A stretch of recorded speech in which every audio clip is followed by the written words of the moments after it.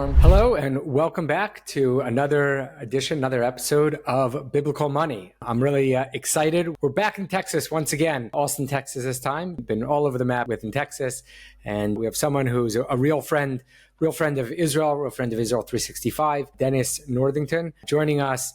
He's been in the insurance business for quite some time and has done really some amazing, incredible things, and really likes to use what he has learned from his time within the insurance business to help out anyone and everyone that he's able to. So, Dennis, thank you so much for joining us today. Glad to be here. Thank you, Rami. Tell us, insurance has to be the most exciting of all professions. How did you get into it, and what are you doing with it that gets you out of bed in the morning at this point? Well, usually when I meet someone and they ask what you do, and I tell them they aren't smiling like you are. They're like, "Oh man, this is not what I thought." Is this a sales call? Are you calling me? Yeah. And then they walk across the other side of the room. I often introduce myself for one of my roles, which is a risk manager. So I'm a licensed risk manager and consultant. And then one of those avenues is insurance to assist people. But yeah, I got involved in it quite some time ago with a great insurance company called the Hartford Insurance Group.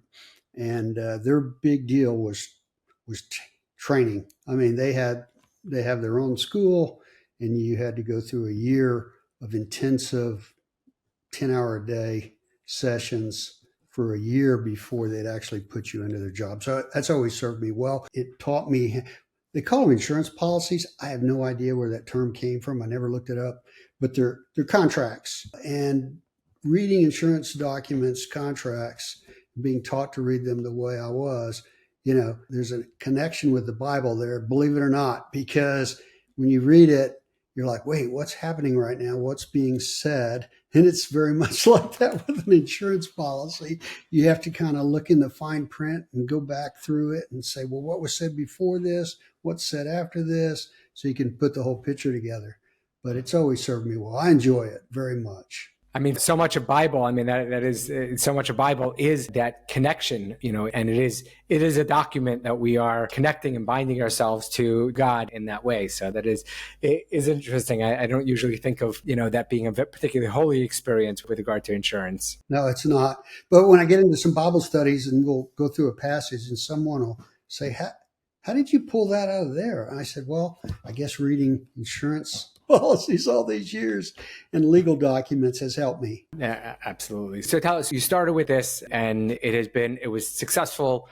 Tell us about going from 10 hours a day in training through, give us a little bit more about your career. Yeah, sure. So fortunately, the company recognized hard work. They still do. The Hartford is a great company. There are maybe 20 that I think of the thousands of insurance companies. They're really great companies, and they are one of them. And I was fortunate about 3 years into my career with the Hartford that I was selected as in the Texas area as the Employee of the Year.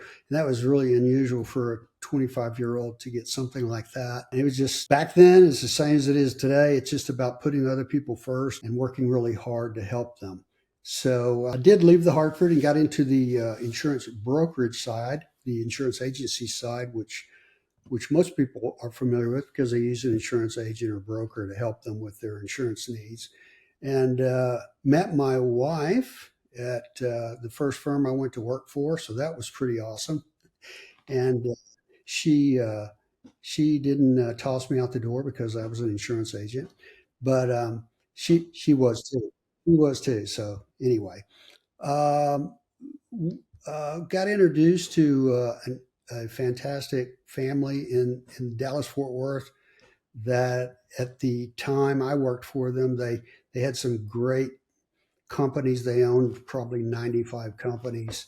And the one I like to toss out is the Dallas Cowboys.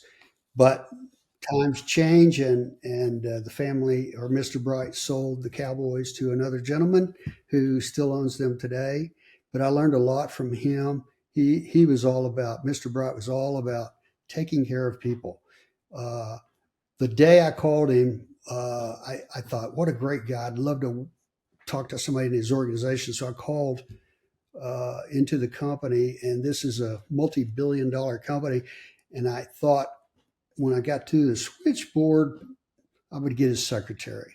So I told the switchboard, may I speak to Mr. Bright? And he picked up the phone. I was like, wait a minute, when does that happen? I talked to him about that. He says, he's all about taking care of people. And so that was the way he operated, and it taught me a lot. Later, I moved to San Antonio to form an insurance firm. Met some great gentlemen there that we did that, and subsequently in insurance, I got introduced through that organization to the oldest insurance organization in the world, Lloyd's of London, and it's about 600 or 700 years old. That's where insurance started, unless the Phoenicians did it. I don't know, but in shipping back goods from India and such, long time Dutch ago. East India Company, right? That was Yeah. They were insuring the shipping of that. So Lloyd's of London is still around, great organization. I do business with them all the time. But when I was in San Antonio, my goal, it seemed in business, was emphasized on doing the next deal, doing the next transaction, growing. Money can be good, money can be bad. All, the gold and silver belongs to God, but we tend to think of it as our own, and if we chase after that, things can go wrong. And one day I just basically woke up and said, I'm not going about life right. Got these 2 young children, and all I'm doing is chasing these dollars around. And I told my wife, I don't want to do that. She's like, what are you going to do? I said, I'm going to sell my stock in the company. I don't know what I'm going to do. Well, one thing led to another, and we decided to take a family vacation. I rented a big RV. We traveled through the West, and there, believe it or not, we had a near accident with a helicopter ride, and I was not on it because of an unusual situation. One thing led to another, and I started praying to God to ask him what he wanted me to do to thank him. And what I what actually happened was told, read my book and start from the beginning. Wow. So the helicopter, meaning your family was supposed to be on this helicopter? Yes, my daughter and I bought our tickets. We were boarding the helicopter. We were sticking our foot in the door to climb in, and suddenly my wife is saying, "Stop! You can't get on. You have a flat tire on the RV." And so we turned her. We walked down the rampway and went back and called the garage to come get a new tire on this massive RV. But so yeah, that was very, very, very interesting. When we got And what into the happened? And hotel, then it crashed, the yeah, when we helicopter? got into the hotel later that evening, we were exhausted and turned on the television to watch the news, and there was a helicopter crash on television. It wasn't a full crash. It was a extremely hard landing that crushed the underneath side. No one was killed. People were injured, but no one killed. But if 200 pounds more were on the helicopter, it would have been a different story. Wow.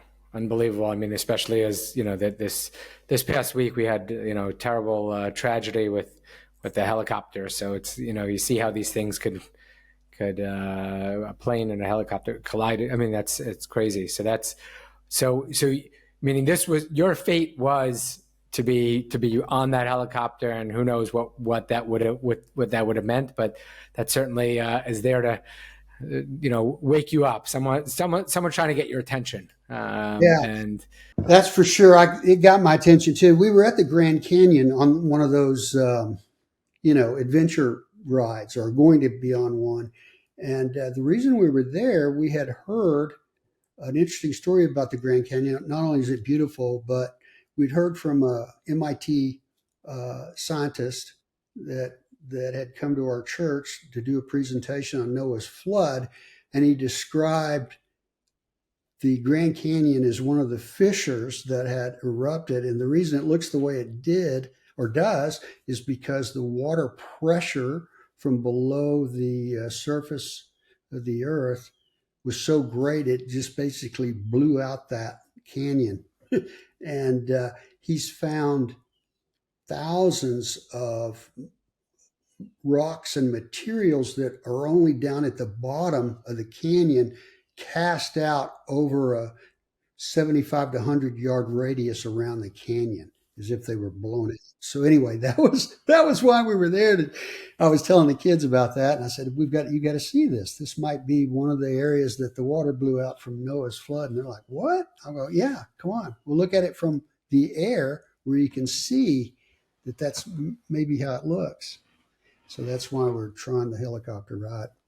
But we went on to Yellowstone. I kept my prayer going for 2 weeks, unrelenting, day and night, and got the answer out of nowhere. It seemed one day, what do you want me to do, Lord? And it was read my book and start in the beginning. I slammed the brakes on. I asked my wife, did you hear that? Did you hear that? She's like, no, I didn't. I said, oh my goodness, I couldn't believe it. So we drove home and I followed my instruction.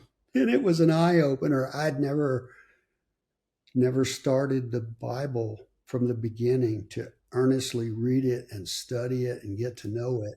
Just read snippets, and it was life-changing. That about 4 years into that, my wife said, are you going to ever work again? I said, I don't know. We'll find out what the Lord leads us to do. And then he led us to Frost Bank, which is the largest bank in Texas, formed in 1868 after the Civil War. And it's the gentleman that I met with, I'd known for many years. His name was Pat Frost. And Pat asked me, Dennis, just one day he called me and said, when are you going to get back in the insurance business? I said, Pat, I don't know if I'll ever do that again.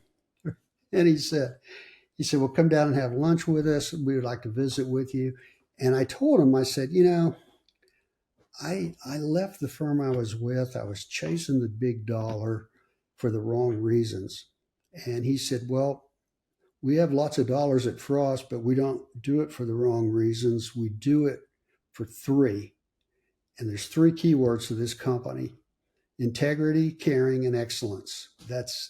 Every decision here is done on that. Every customer engagement is done on that. And suddenly I went, wow, that sounds like a tourist story to me. So I told Pat I joined the company. So I did that again 20 years ago. And I decided to dedicate a lot of my activity to help not only businesses, but organizations that serve a big purpose. And if you look at the Bible, you've got your 10 commandments, and you have this instruction, this covenant instruction, and a few things are in there that you see the theme throughout the Bible, but you don't see the instruction that often. Like, for example, do not covet, do not murder. You see those themes everywhere, but you don't necessarily read the instruction. But there's an instruction that you find all throughout the Bible about taking care of the fatherless, the orphans, and the widows. And it repeats over and over and over. Nearly every prophet brings it up. Moses does many times in Deuteronomy. He repeats it over and over and over in his big sermon. So I decided, you know what? I'm going to go with that. So I started seeking foster care and orphanage accounts in the nonprofit world to help them reduce their insurance costs as much as I could. And I thought, well, I could give an organization a donation for $5,000, or I could do that and also save them $50,000. So it's what I've done for a long time. And this is a kind of nonprofit service that you offer to these organizations, or this is something that you do as a consultant? I do as I reach out to these organizations that are outstanding, that are trying to serve their communities, serve that niche, whether it's foster or orphan care or adoption. Adoption's a big deal. There's a big adoption in the Bible and with Jacob and Joseph's sons. So anything that touches that, I check out the organization and their history, and then I'll reach out to them and ask them if they want any help. And I've worked, and it also goes into medical care as well, specifically for those that are serving uh, people that are not a part of a healthcare plan, that are needing community based healthcare because they can't afford health insurance and things like that. So I have a number of those clients as well, Right. all around the state. Right. I mean, it's just, it's such an amazing thing to take what you do and to use it to further, to further God's kingdom, and not, sometimes nonprofits are like, okay, we have something we need to do. We need to make a flyer or whatever it is. And, oh, you're the first person that came in, so why not help us do that? And really, ultimately, that's you can serve them so much more by bringing your own talents and your own skills and what you're capable of to the organization, which in your situation is something very practical with regard to insurance. Everyone's got to pay insurance somewhere along the lines. And as you said, you could save them a lot more money than you could donate to them, which is really the way to do it, because you understand the system so well. Yeah, it's just I feel like it's my recalling, right? When I went back to work from all my years of biblical study and Torah study, I just thought, in what I do, I have to honor what I've learned. So it's a lot of fun. I really enjoy it, and I think everyone I work with in that area recognizes that about me. They aren't sending me emails that often. I get phone calls. Hey, Dennis, how's it going? Can we do this? Can we do that? What do you think about this? And it's not just insurance. We give what we call risk management services, which is on training their teams, whether to be a safe driver or how to handle a foster child that's really unruly, or uh, any number of other areas. We meet with their boards of directors to counsel them on issues. So a lot of dynamics going on in that world. It's so hard for them to get insurance in any economical way. It's very difficult. Yeah, and if you don't know the back of the system and how to which levers to pull and which insurance agent to go to, I mean, I know that in my company we've definitely overpaid for insurance, and it's certainly something worth re-looking into. But it's like looking under the hood of your car when you're not a mechanic. It's like the mechanic says, well, it's going to cost you $2,000 to fix this. You're like, okay, I guess I need it. It's I don't really have a choice. So Yeah, yeah. There's a lot of there's the really good consultant, and then there's those that are selling insurance, which I refuse to do. I mean, I'll provide it as one of the tools, but it's not what my focus is. right, absolutely. So, what favorite part of the Bible? Like, what really speaks to you? You're on a daily basis. You're like, okay, this is something that drives you, or favorite character. Give me something that you, during your 4 years of intensive study. I'm sure you continue to learn very seriously, but those really intense years. Yeah, so that was a long time ago. So some things are commonplace today that were unusual at the time. For example, I did not have an internet connection at home during that time. And so I didn't have a lot of websites to hit and get people's opinions on. It was just self study, but I studied so hard and learned new words that shocked me, that I'm so thankful I find are common today with a lot more people, especially Christian people. Like, I discovered the word Torah. I'm like, wait, what is that word?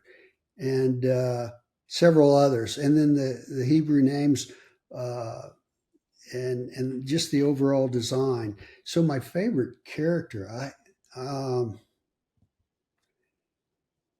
my favorite character is Daniel. So, Daniel was an upstanding young man and grew into be an upstanding gentleman. And so I just loved everything about his character. I decided to name my son Daniel. And, oh, yeah. And the funny thing about it, my daughter was 2 years younger. Her name is Christine, and she would pronounce, because she couldn't say Daniel the way we say it. She would say it just like it is in Hebrew. I don't know how that happened. And I was like, hey, how? I said, Christine, say that again. I would always have her repeat his name over and over. And even today, when she calls him Daniel, I said, Christine, go back the old way. Come on, it sounds better to me. Danielle, right? That's right. That's exactly how she said it.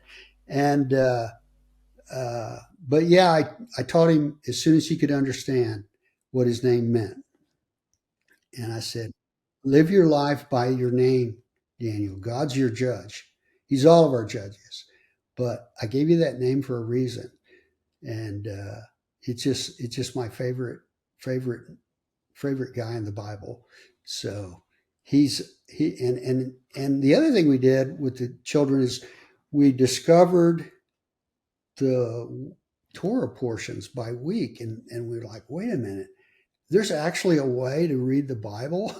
So we've been doing that for 20 years as well. And I took very seriously the instruction to train your children on those precepts. And so they all know and follow the Torah portions. It's amazing what happens in your life. As you read that, all of a sudden you see it happening right in front of you. So we're convinced, ordained. And it's amazing how each time you read the Bible, it's like it's not the same. Number one, there are new verses. Every year there's new verses that I do not remember seeing the year before, and I'm like, wait a second, where did these come from? And then you're looking at it from a different lens. You're coming at it as a father, as a grandfather, as as an uncle, as a brother, and when you read these stories, you're like, okay, how does this apply to me, and how does it apply to my surroundings as my surroundings change on a year by year basis? I always find that to be amazing. Yeah, it is amazing. It's alive, right? It's the living word of God, and there's no question about it. It's just so fun to study it that way and learn something new that, like you said, I don't remember that, because it's your time now to know that. It's really fun. I mean, I'm going through Yeshayahu now, and it's amazing because the prophecies that he's giving over and the attack on materialism that he's going through. I'm like, well, this is our day and age where people are abusing the money that we've been blessed with, particularly in the West, and rather than using as an opportunity to come close to God, it seems like we've been moving as a society in the other direction. Yeah, that's true. Yeah, it's that's what I was doing. Yeah, so that's where it's. So what are some of the, I guess, the big projects that you're working on now, and how do you, I guess let's go in this direction. How do you find the Bible that you have studied to impact the way that you do business on a day by day basis? It's the insurance business, because we all get busy and you're trying to move quickly and you're being pressured by all sorts of people, to whether it's an insurance company wanting more business or whatever. uh, I've found that I have to stop and be quiet and say each day, Lord, what do you want me to do with this day? And then engage with each person in that way, as much as possible. I pass on some account opportunities because I know I don't have the bandwidth or time to do the kind of job they deserve. So I'll bring in a teammate and I'll say, hey, look, I'll help you. I can't go on this on full speed, but if you'll do the sprinting, I'll help you in the jogging at the end and anything you need me to do. So that's how it's helped me. I often have to tell clients that, the cheap deal is not the good deal for you. It's not what you're buying, what you really need. And I think most of them appreciate that. And when I do find a buyer that is totally interested in just satisfying some minor detail, again, I'll just hand that off to a person that it'll help them, help that client. But I like to get in serious with the clients and really help them have a more secure future and better balance sheet protection. Um, One thing you said a moment ago got my attention. Now I've drifted off. You shifted gears on me, and I drifted off, forgetting what you said. So I apologize, but I was going to share. Oh, I know what it was. So how does it help you each day? So interesting. Um, the uh, the famous saying in the Bible that I hear now a lot from people is it's important to bless Israel, and my wife and I've believed that since we started our Torah journey, and unusual things happen, very unusual. I'll give you an example. Like you said, what are you doing today? I think is what you said, and what I've been working on this morning is interesting. I think it was mid-December. I got a phone call from one of my teammates at Frost, and he said, "Hey, I've got a client needing some help. I'll call you next week." And I said, "Okay, that's fine." Hung up the phone. Then my phone rings, and it wasn't 365. It was another organization in Israel that's caring for ambulance services and things like that. And they said, "Hey, we are really in a debacle right now, cash wise. Can you help us along with others we're calling?" And I said, "Absolutely." And so we gave them our information, gave them a nice donation, and the next day the phone rings. Oh, I thought I turned that off. Sorry. The next Wow, day, perfect timing. the phone rings. I thought I turned it off. The phone rings, and it's that banker again. He goes, "Oh, they can't wait. They need help now. Will you help them?" And I said, "Sure. Give me the name." And when he said the name, I went, "Wait a minute. That's a Hebrew name." So I did my little Google search and found the gentleman here in Austin and read his bio of having come to Austin from Israel. And I'm like, wait a minute. How fast does God move? I mean, yesterday we gave a small blessing to Israel, and today we've got this gentleman from Austin with a very, very large business calling and saying he wants some help. Their current agent's not getting the job done and doesn't know me from anybody. So interestingly, I've been working on their their newest acquisition all morning long. Wow, it's amazing. Meaning, giving you see, I mean that's the one area that God says that we could test Him, right? We can give and expect that God will pay back in that regard. We always have to remember that it's not that ultimately that the giving is what we set out to accomplish, and that is really the most important part. And the fact that God chooses us to bless us. There's actually a rabbi who points out, Rabbi Shimshon Raphael Hirsch. He was a rabbi in the 1800s in Germany. And he says that, oh, God's going to bless you. The blessing of more is so that you can then do more. It's not, I gave this money to help widows and orphans and do all these great things, so that way now I can buy a Ferrari for myself. No, that's not. The blessing is now you have more to go find, more people to help. So Absolutely, I totally agree. He was very wise. Yeah. It's not a reward either. It's, wait a minute. Years ago, I would never have recognized that had the same thing happened.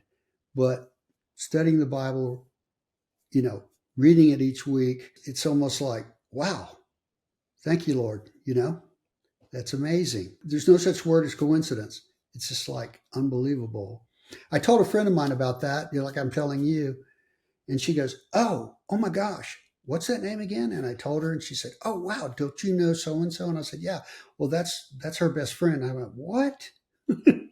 It's unbelievable when these connections happen, right? Meaning, as you said, there is no coincidence. And the only time we have a coincidence in the Bible is with Eliezer, the servant of Abraham, when he goes and he says, please, God, make a coincidence from before today, meaning God set all this up such that this particular moment happens, because that's what coincidence is. A coincidence just because it's being revealed to us in this world, but God had to be pulling strings for who knows how long. It could be months and years, and it's this elaborate plan that you should just happen to meet. That hole in your tire, where did that come from? That if you just to go back to that, right? The whole entire happened because some guy made a faulty something or other, and a nail popped out, and whatever. Who knows? Exactly. And therefore, you want right. Meaning Well, that that's was how we looked at it. Absolutely. We thought so. when we drove over that Hoover Dam, that's when we think, the tire injury occurred. And we're like, that was all planned out. It was unbelievable. Right. And, but we're living our lives and we think, okay, oh, it's a coincidence. It must have Yeah, or it's happened. an So, accident or whatever. Yeah. yeah, unbelievable.